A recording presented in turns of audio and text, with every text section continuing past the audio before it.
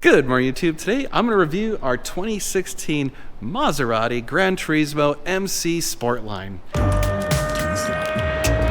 are you recording all of the nefarious activities? If you're new to the channel, my name is Dan, and this is our dealership, NG Supercars. In front of me is a very low mile, ultra clean, super nice Maserati Granturismo, and this thing is one hell of a deal, and it is for sale at ngsupercars.com. So go check it out if you'd like to make an offer. Send us an email, sales@ngsupercars.com. And of course, you can support the channel by liking, sharing, and subscribing these videos. And of course, you can go to normalguysupercar.com. There you can buy parts and services from us. Use the code NGS10. It hooks you up with 10% off most of the things we sell. All right, let me walk around and show you all about this awesome car, and then we'll go take it out for a spin. Yeah, I know.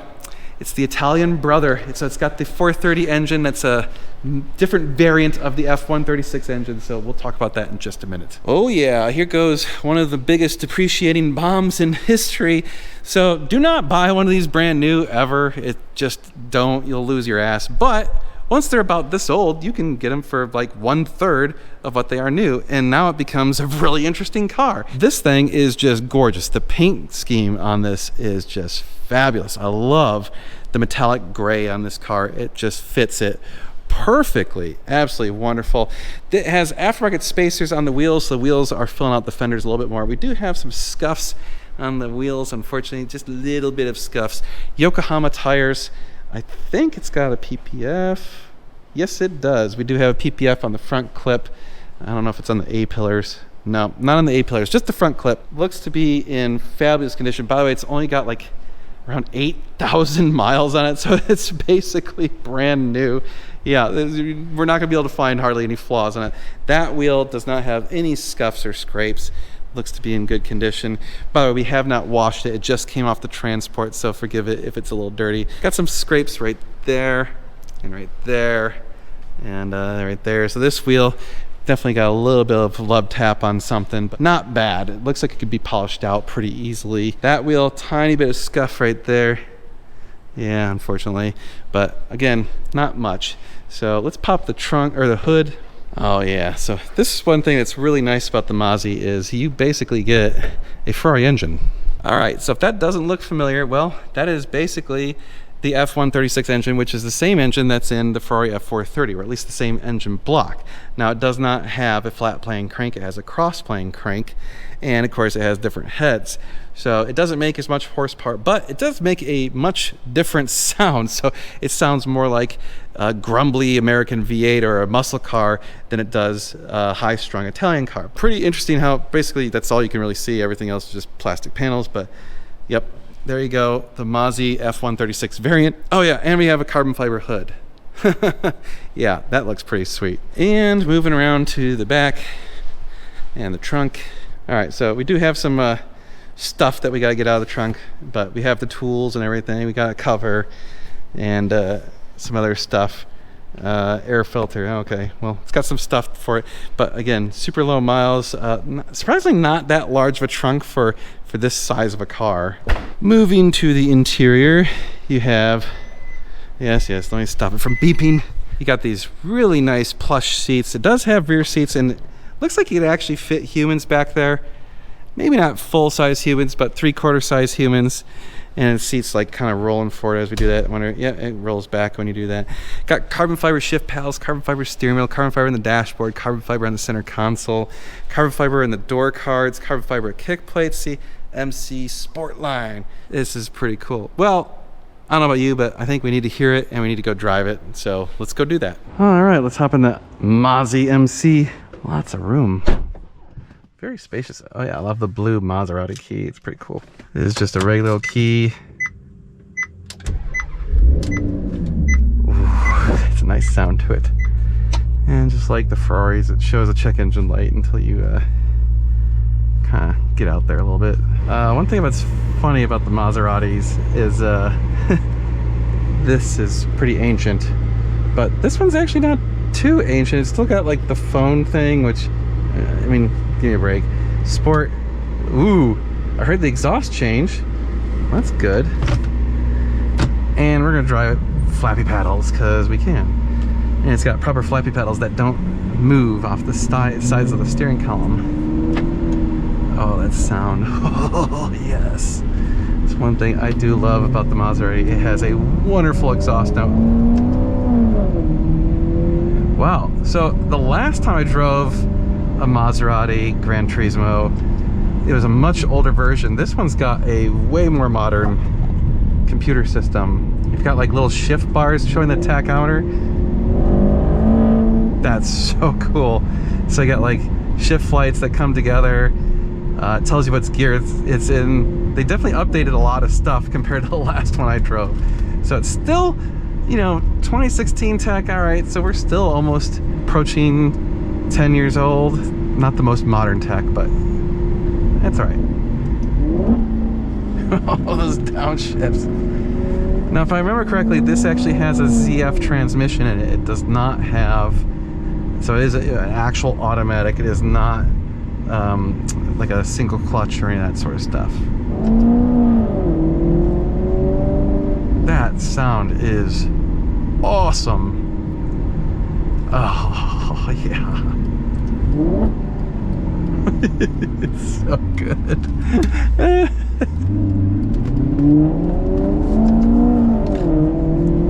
She puts out a seriously awesome exhaust note.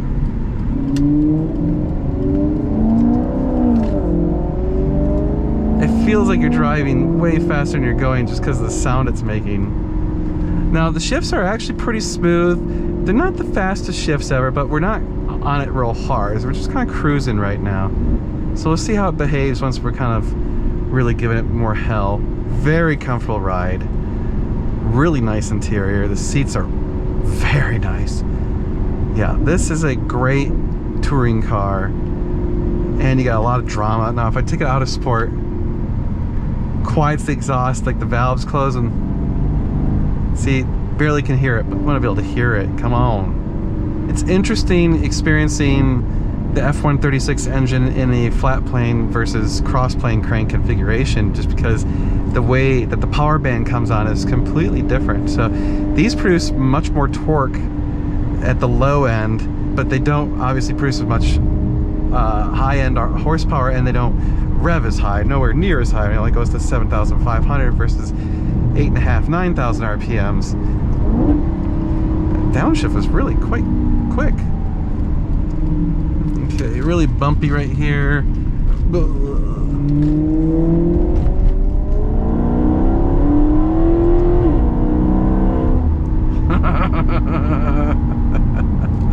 Yeah, you won't get tired of the sound of this car, that's for sure.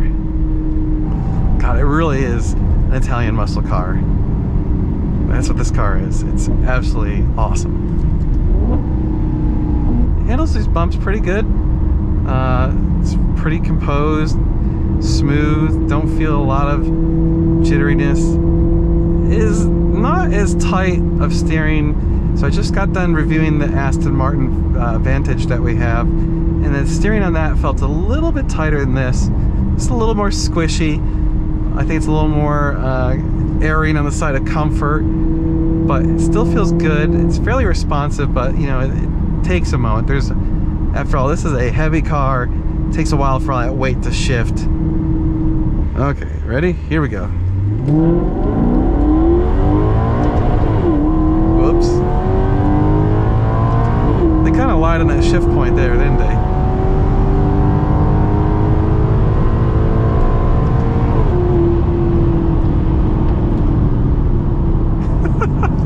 Smacked the rev limiter pretty hard in that first gear. Well, it looked like it went to 7.5, but it actually only goes to like 7. So they kind of lied on that one. But interesting, tall gears, very tall gears.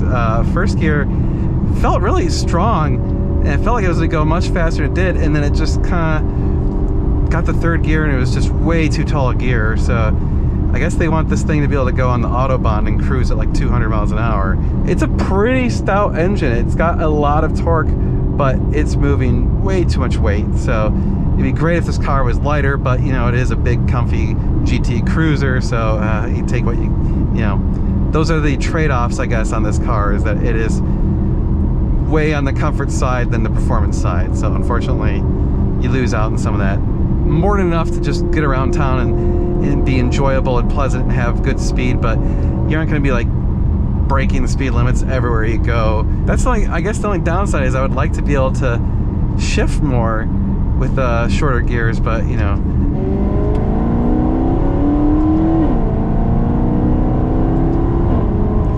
Yeah, third gear is too tall, I guess is my complaint about this car so far. It's pulling really nicely through first to second, and then it gets to third, and it's just like, ooh, now you're struggling.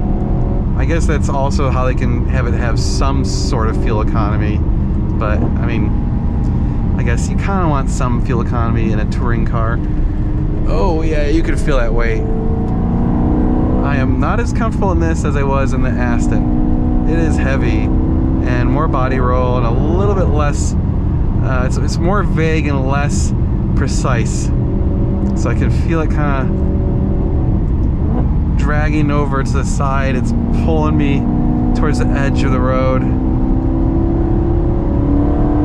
But the sound is definitely primo. All of our good roads are screwed with just too much construction going on right now.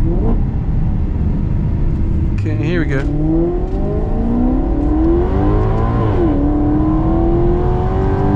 Just give me lots of traction control on that turn. I guess I got in the gas a little early, and traction control really kicked in and basically killed any sort of acceleration on that. Well, even though it's not seeming to be quite as precise and quite as handling oriented, we'll see how it does in the twisties up here. Yeah, oh yeah, lots of weight. Yeah, I don't think I'd want to track this car. No. It does not inspire confidence with the weightiness of it, but it is still fun, and the sound is outrageous. Kind of fighting me a little bit right there. And like I said, I just keep getting stuck behind all sorts of slow shit.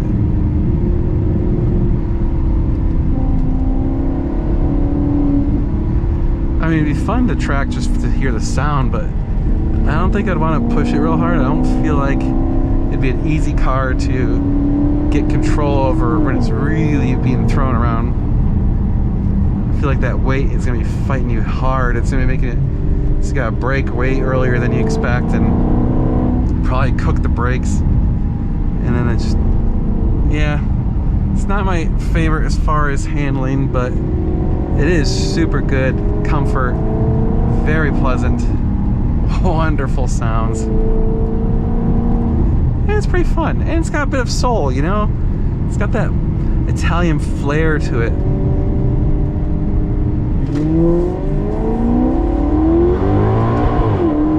There we go.